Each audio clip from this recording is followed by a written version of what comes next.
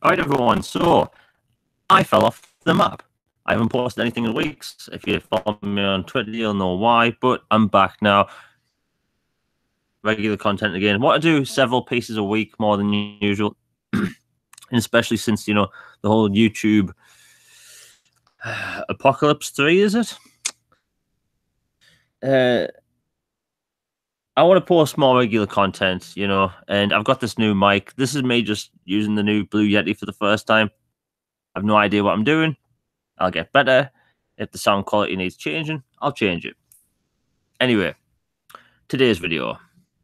What are we talking about? Well, I normally have gameplay in the background because I just like having gameplay in the background, but not today. I need to do a longer style video because we need to talk about Xbox Game Pass. Now, if you don't know, Xbox Game Pass, you pay, I think it's like $9.99 a month, and you get access to over 100 games. You download them, you don't stream them, and you can play as much of the games you want and whatnot. But yesterday, Microsoft announced that all their first-party exclusives are going to go into Game Pass day and date of launch. Now, at first hearing this, I thought, wow, that's actually pretty cool. And then I thought about it. I'm like,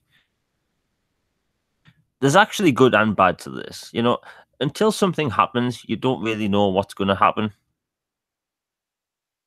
And I've seen people on multiple different fronts. People think it's a good idea, and we just don't know. And we can only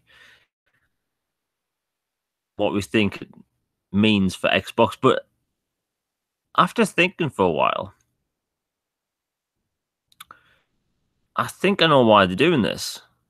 And I don't think anybody else has mentioned it. So Microsoft put out Halo Forza Gears. It became a meme. But hey, I like those games. Those games sell well. But there are other games that aren't Halo, Forza, or Gears, or let's say Fable, don't particularly sell well. Quantum Break came out. I loved it. Didn't do gangbusters. Sunset Overdrive, I thought it was amazing. So much fun. It's not getting a sequel. So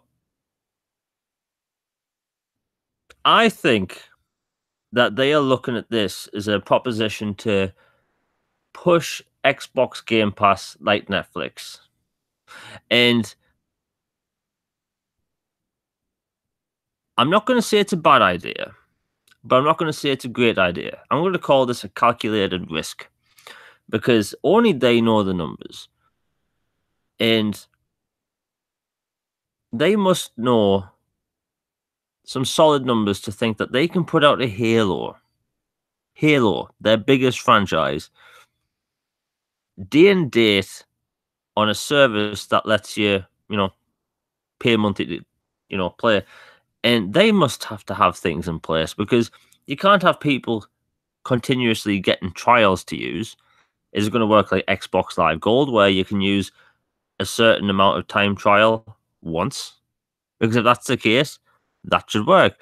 But at the same time, when people say this is a bad thing, you have to think about why they're saying it's a bad thing. It's because, let's say Halo 6 comes out, and it would normally sell 5 million within the first few months. Well, what if half of them people, rather than spending $60, they spend $10 on a month pass to play Halo? That means they're making like a lot less money. And look, I'm not corporate. I shouldn't care. But I care about the future of Xbox. I care about the future of Halo. I love Halo. I adore Halo. I want it to continue. And if we get a really bad selling one, do we get a Halo 7? You never know. But it's worth looking at these situations from different points of view because, look, this is how I attack situations. If something happens and it's out of my control, I like to look at what's happening for multiple different objectives. Because this as a proposition, Game Pass is absolutely amazing, especially for newcomers. Now, Game Pass isn't for me. I prefer discs. I prefer getting the physical copy, have it on my shelf. Like, I know that's like, old thinking at this moment, but that's just me. I like to have my game on the shelf. That's me looking at physical value. Game Pass isn't for me. But one of my mates, for instance, does not care about Game Pass. He doesn't like the idea of digital games. This doesn't intrigue him. But I have other friends that don't mind digital games and they don't really buy a lot of games a year. So potentially Microsoft would be making more money from them than they normally would anyway. So maybe they're looking at this to target casuals, or I don't really like to call them casuals. I'm going to call it the core demographic, the core audience, as in the largest pool, the people who buy maybe 2 games a year. Well, maybe Microsoft wants to get them on board, so they be they pay the however much money it is a year. I think it's like $120, and maybe you buy some microtransactions. Maybe you buy an expansion pack. Well, let's look at the positives before the negatives. When people say, I've been calling this the Netflix of gaming for ages. But the thing about Netflix is that a lot of people don't really understand is that Netflix has it's a pretty low cost to run Netflix apparently. So their overhead isn't huge. So it's like they make $1 billion a month, but that's not profit. But they have all their original programming because when Netflix first started, they had all these TV shows and films, and people didn't think it was a big deal. But as soon as they came out with Orange is the New Black and House of Cards, Netflix pretty much exploded. And, they have partners in certain countries. So in the UK, we got things like Breaking Bad, exclusive to Netflix. The latest seasons of Sons of Anarchy, exclusive to Netflix. Right now, Star Trek Discovery. But Netflix make more of their own shows. They made Marco Polo. They make a bunch of other shows. And that's not even including the content that Disney makes that they put on there as well. There's a lot of exclusive content on Netflix. So looking at this from a positive point of view is that maybe Microsoft know that unless it's Halo, Forza, and Gears, the masses aren't going to go out to buy these games. Because look, all these other exclusives haven't done particularly well. While I've loved them, I wish they'd done better. They haven't done that well. But what if they're looking at this and thinking maybe they can get people to play more of these games if they're in this service? Because people are wanting single player games, but people aren't buying them apparently. So what if they wanted to absolutely fill Xbox Game Pass and the Xbox in general with a ton of exclusives? Because look at Nintendo. They don't have a ton of third-party games. They are able to consistently, ever since the Switch came out, consistently come out with a new exclusive. And that's done really well for them. Really well. So maybe Microsoft is looking at making a ton of content because we've heard that they're trying to secure third-party exclusives and make deals because, their games are years away. Well, if that's the case, we have a ton of games coming. But let's look at the negatives. The money they make from these games. They could make less. What if people cheat the system? Because you will. There will be people out there that cheat the system. For when Halo comes out and that's it. And, Microsoft has made like a sixth of the money. Things in place that stop that. Maybe you can only get one trial or whatnot. And one of the other things I was thinking about is that there's been times when Microsoft has had games just over a month from each other that's released, especially in the holiday. So I'm thinking from now on, this must be a fact. They will never release 2 games within the same 31 days ever again. So you won't have, like, let's say, hypothetically, ReCore 2 and Forza Motorsport 8 in the same year. That won't be a thing. Or should I say the same month, should I say?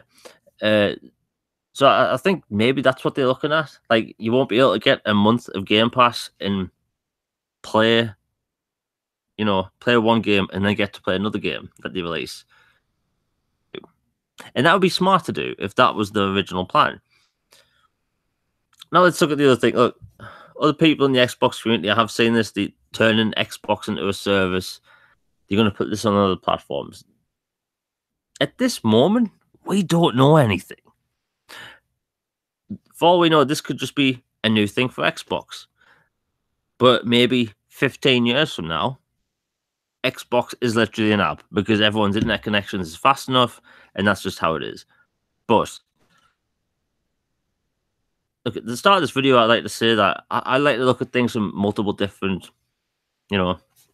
directions in. I think Game Pass is amazing. But at the same time, it's not for me. I have zero interest in using Game Pass. Would I save money using Game Pass? I would save a lot of money. That being said, I like to own them physically. And I've seen multiple people argue online about it. Like, I think people just don't need to argue about it. Like, you can have a civil conversation about something. Like, this could be great and this could be bad. Maybe Microsoft will learn from this if it does bad. Because at the bottom of the advertisement it says subject to change. So I can almost guarantee right now that let's say Sea of Thieves, a ton of people decide to drop pre-orders. Well, if that's the case, I'm thinking Microsoft just might roll back on what they've said. Because if I was Microsoft, I would wait 6 to 8 months to put it in Game Pass. Because EA Access has a similar thing. Star Wars Battlefront comes out. And then, like, 9 months later, it went into EA Access. And that works. That game sold like 14 million copies or something. And they probably did really good numbers on EA Access. I think maybe they should have done it that way. Maybe not day and date. Because, there's a level of risk to that. But like I said, I don't think this is a bad idea. I don't think this is a great idea. I think it's a calculated risk. They must have run the numbers. This is one of the biggest companies on the planet. Maybe they ran the numbers and they know that this will do well. But, we're not going to know everything until it's all done. Let's say hypothetically, Halo 6 doesn't do as well. They might want to roll back on this. Or even, hell, maybe cancel Xbox Game Pass altogether because of the risk. I'm not saying they should do that. I'm just saying that, there's tons of people online saying this is fantastic, and there's tons of people I've seen online saying it's not. I'm saying it could be either. And who knows? This might do really good for Xbox, and we get a ton of more exclusives because, they want to fill Xbox Game Pass with a bunch of content. This could work out really well for us. I don't like to be all doom and gloom, but I also don't want 100% praise this because we don't know what's going to happen. We really don't. And yeah, I just wanted to talk about that quickly, because you can relate this to Netflix a lot. The thing about Netflix is that they making a lot of exclusive content. And between 2017 and 18, I think they said there's like 100 exclusive films. 100 films. Really think about that. And that's not even talking about the documentaries or the TV shows they produce. So I think in time we'll see. And Sea of Thieves comes out in March, and we'll know then. They'll know then. You know, if millions of people or hundreds of thousands of people drop pre-orders, well, then they'll know, and they might roll back on this. But at the same time, before this announcement, I looked on Amazon, and Sea of Thieves comes out in March, and it was at number 18 on Amazon. And I checked maybe like 2 hours after the announcement, and it was at 13. So maybe it's not going to be as bad as I've seen. Maybe, hell, maybe most people don't even know about Game Pass, and they announced this to get a ton of people more into it because maybe they invested too much money into Game Pass. We just don't know. But that's just my 2 cents. I just want to talk about it. And yeah, I'm going to start producing more content, and I hope people support, hope people like, subscribe, hit that bell, because YouTube doesn't notify people. And, soon I won't be able to do scheduled uploads. Thank you, YouTube. Let me talk about YouTube quickly before I go. The fact that YouTube is affecting people that were already partnered is ridiculous. It's pathetic. And it took me months for YouTube to get back to me to get partnered. I don't care about the money because I wasn't making any money on this. To make money on YouTube, you have to have hundreds of thousands of views, millions of views. So I didn't care about the money, but it was the fact that they're taking away the ads, they're taking away my ability to schedule uploads. That was the thing I liked most. YouTube has problems. Hell, they'll probably flag this video if I even mention it. But anyway, hope you enjoyed the video. We'll see what happens to Game Pass. I'm out. Hope everyone has a good week.